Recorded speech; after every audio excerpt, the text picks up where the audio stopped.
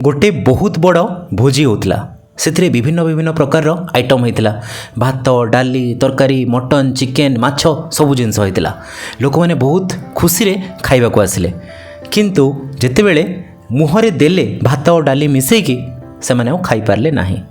एते जिनस हैला पुणी काहेकि खाई पारले नाही ना गोटे सिंपल जिनस सेथिरे नथिला।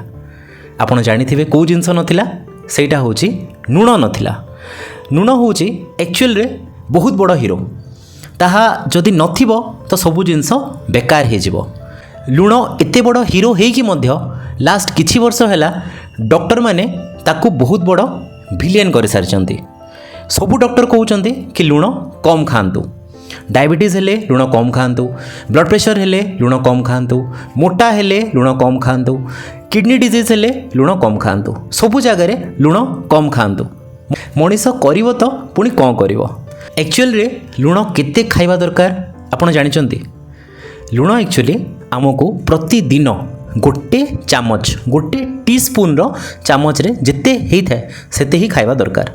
सेथिरे मोस्टली 5 ग्राम लूण रही था एवं एटा WHO द्वारा मध्य रेकमेंडेड। तो 5 ग्राम लूण तो प्रतिदिन खाइबा दरकार किंतु आमे भारतीय माने केते लूण खाई थाउ जानिचंती।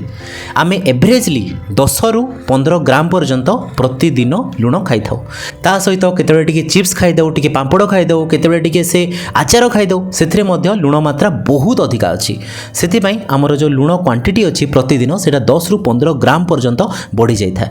जेतेबेले लूण अधिका मात्रा रे आमे खाई थाउ ताहा बहुत मात्रा रे हम देह को क्षति करि था। फर्स्ट जिनस तो यह आमर जो ब्लड रो वॉल्यूम को बढ़ाई देता है, आमर जो भास्कुलर रेजिस्टेंस अच्छी ताकू बढ़ाई देता है एवं सेतिपई आमर ब्लड प्रेशर अधिका हो जाता है। द्वितीय जिनस आमर हार्ट अटैक हो, हार्ट फेलियर हो, ता सहित ब्रेन रो स्ट्रोक हो, सबुथिरे लूण बहुत इंपोर्टेंट भूमिका ग्रहण करता है। जिते आमे अधिका लूण खाइबा सेते heart attack, heart failure, stroke हेबार चांसेस बढ़ी जाता है। ता सहित जितेबेले आमे लूण अधिका मात्रा नहीं थाउ ताहा आमर किडनी को मध्य डैमेज करिथाय।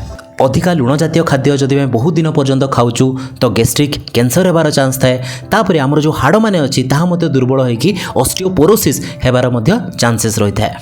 सेथिपई चेष्टा करंतु केमिति गोटे चामच लूण ही आपण टोटल दिन भितर यूज करेंगे एवं जदि आपण एक्स्ट्रा आचार खाऊँच कि पांपड़ खाऊँच यह मध्य टिके कमेवाई चेष्टा करंतु। एवं जदि यही जिनस करूँच आपण लूण मात्रा जदि कम देह को जाऊँगी तेबे ब्लड प्रेशर रो चांसेस, डायबिटीज रो चांसेस, मोटापार चांसेस, किडनी रोगर चांसेस बहुत मात्रा रे आपण देह रे कमी पारिबो। धन्यवाद।